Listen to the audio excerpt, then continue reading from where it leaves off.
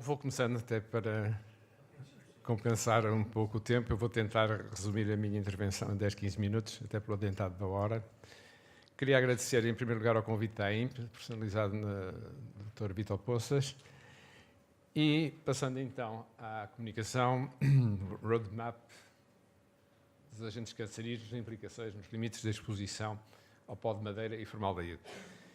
Queria dizer, sobretudo, que vou tratar a vertente legislativa e normativa e mostrar, sobretudo, as discrepâncias que há a nível dos vários países europeus e até dos Estados Unidos. O roteiro, o roadmap, agentes cancerígenos, basicamente, medidas para reduzir os casos de cancro relacionados com a atividade profissional, aumentar a sensibilização para os riscos decorrentes das exposições a agentes cancerígenos no local de trabalho e promover o intercâmbio de boas práticas.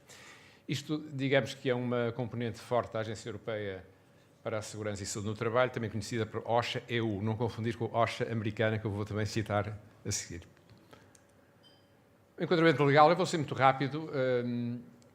Esta Lei 3 de 2014, que altera a Lei, enfim, 102 de 2009, tem a ver com o regime jurídico da promoção, é assim que se chama, promoção, um termo pomposo, de promoção da segurança e saúde no trabalho.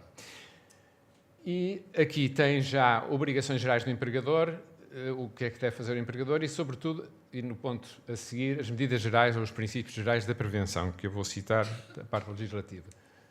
Não vou amassá-los também com uma leitura exaustiva, mas, basicamente, evitar os riscos, planificar a prevenção, identificar os riscos previsíveis em todas as atividades da empresa, integração da avaliação de riscos para a segurança e saúde do trabalhador no conjunto das atividades da empresa, combate na origem, sempre, portanto, isto é uma vertente importantíssima, o combate é sempre na origem. Assegurar também exposições aos agentes químicos, físicos e biológicos. Vamos ver que sobre os agentes químicos há muito pouca documentação, sobretudo não há valores, há muito poucos valores, já vou passar a falar isso de seguida. Adaptação do estado de evolução da técnica, a substituição do perigoso por menos perigoso, esta é se nós pudermos substituir o pó de madeira, que parece-me impossível, ou o formaldeído também é difícil, por outro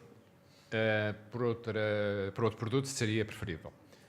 Enfim, priorização das medidas de proteção coletiva em relação às medidas de proteção individual, infelizmente muitas vezes as coisas andam ao contrário. Elaboração e divulgação de instruções compreensivas e adequadas à atividade desenvolvida pelo trabalhador. Ainda no enquadramento legal, eu retirei alguns exemplos. Este Decreto-Lei 24 de 2012 fala ou consolida as prescrições mínimas em matéria de proteção dos trabalhadores contra riscos para a segurança e saúde devido à exposição a agentes químicos do trabalho e transpõe aquela diretiva licitada, mas tem muito pouco, tem cerca de 100 substâncias e não tem nem formaldeído nem pó de madeira. Portanto, apesar de ser uma diretiva, ser um decreto-lei sobre agentes químicos. Também aqui, peço desculpa por alguma redundância, mas as medidas que viram há bocadinho na Lei 3/2014 são, de certa forma, semelhantes à que vem neste decreto-lei.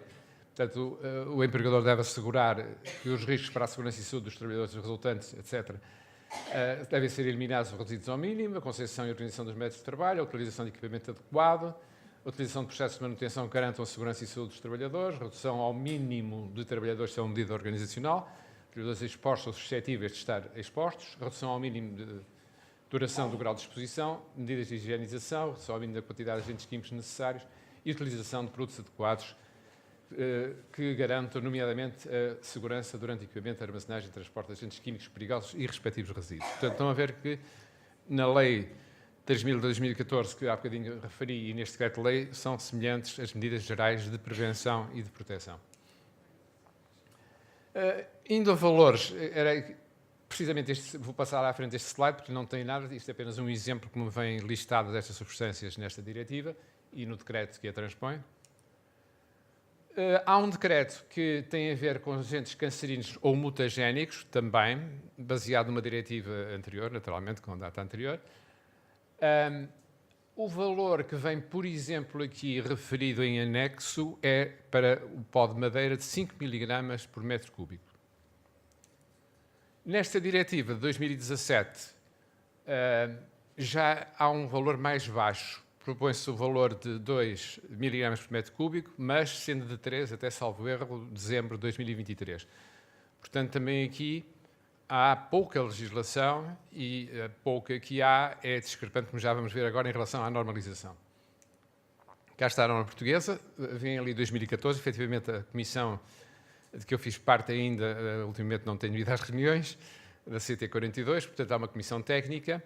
Esta norma foi a última versão produzida, portanto aqui há um atraso, porque ela é baseada na norma americana, ou seja, nos TLV, Threshold Limit Values, da American Conference of Governmental Industrial Hygienists, portanto, que nós reproduzimos nesta norma portuguesa.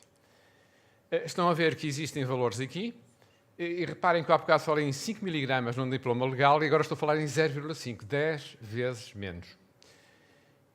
Uma notação, portanto, aquele SC, SR são sensibilidades cutâneas respiratórias e a base VLE, que no fundo são os efeitos, a asma, a função pulmonar. Chama a atenção que as madeiras, na melhor das hipóteses, são A4, já vamos ver o que é que significa isto de A4, A1, A2, A3, A4. Eu peço desculpa aqui não referir a notação de IARC, que já foi aqui referida ontem num seminário sobre formaldeído, em que o classifica como B2. Aqui vamos ver que o formaldeído é classificado, ainda não chegamos, mas nas madeiras, sobretudo aquelas folhosas, têm um nível bastante baixo, ou seja, são bastante tóxicas e o valor e são carcinogénicas A1, ou seja, A1 é o agente comprovado sob o ponto de vista de carcinogênese. O valor limite de exposição é a definição, a consideração de agentes químicos aos quais se considera praticamente todos os trabalhadores possam estar expostos dia após dia sem efeitos adversos para a saúde. Portanto, reparem, isto não é um valor legal, é uma recomendação que tem a ver com a saúde do trabalhador.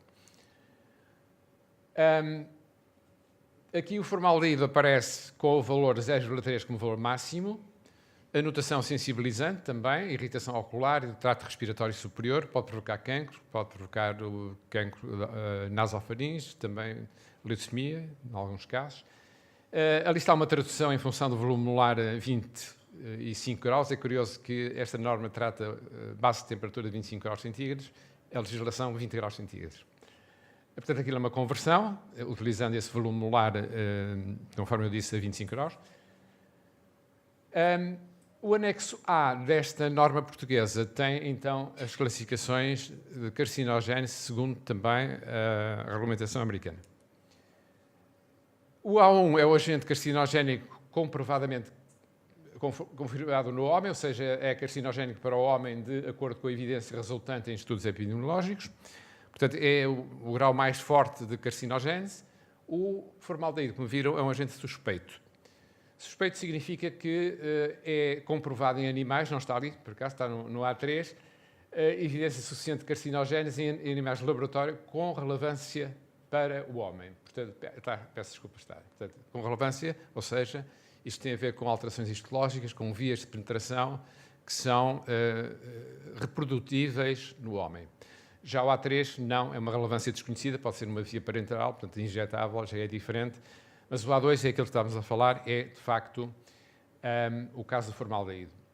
No caso das madeiras, como vimos há bocadinho, na melhor das hipóteses, são A4, e A4 significa agente não classificável, portanto, há suspeita, mas não há, enfim, uma forma conclusiva, portanto, há falta de dados relevantes para confirmar essa exposição. E, antes, peço desculpa, voltar atrás, não sei se isso volta atrás, parece-me que não. É melhor. Obrigado.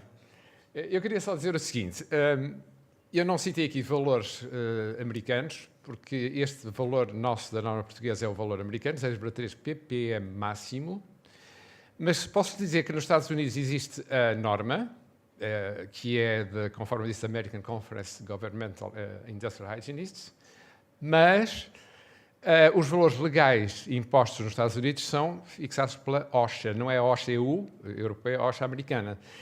E não sei se sabem que o valor é um valor médio ponderado e é de 0,75. E o valor, por exemplo, STEL americano, ou seja, em português traduzimos por valor de valor CD, exato, concentração pontual, portanto, na prática são períodos de exposição num dia de trabalho, reparem, de 15 minutos, 4 períodos de exposição passados 60 minutos. Portanto, o CD, que é o STEL americano, que ontem aqui no seminário sobre formaldeído foi amplamente citado, mas esse valor é de 2 ppm, portanto, nem sequer é um valor máximo. Portanto, vejam a discrepância que há entre a norma, por um lado, o standard, e a legislação. Podem-me perguntar, mas isso é benéfico para os trabalhadores? Não, aqui tem a ver com a possibilidade ou os recursos ou as técnicas que permitem realmente obter valores tão baixos de formaldeído. Eu lembro que, numa atividade de consultadoria que tive da SONAI aqui há uns anos, lembro que quando passou a 0,3, mais de 50% já não cumpriam, enquanto cumpriam com a legislação anterior, que salvo era 2 ppm. Por fim, e para cumprir o tempo a que me propus, medidas de proteção, portanto, alguns exemplos. 2 exemplos. Proteção individual.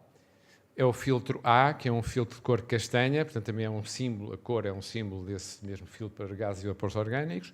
Portanto, deve ser usado como recurso, lá está. Portanto, em alguns casos é mesmo necessário usar, porque não há outra possibilidade de proteção coletiva.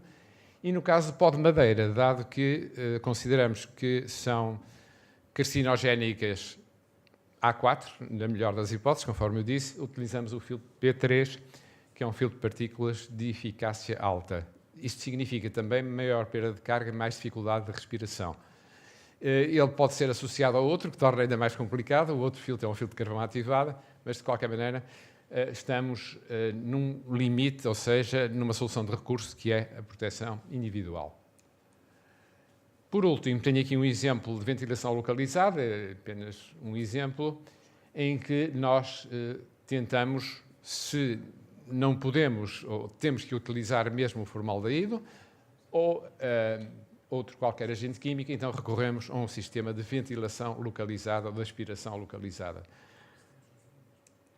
E era isto que eu vos queria trazer, até pelo adentado da hora, e estão todos mortos por ir tomar um café. Se houver alguma pergunta, estou à vossa disposição. Com certeza.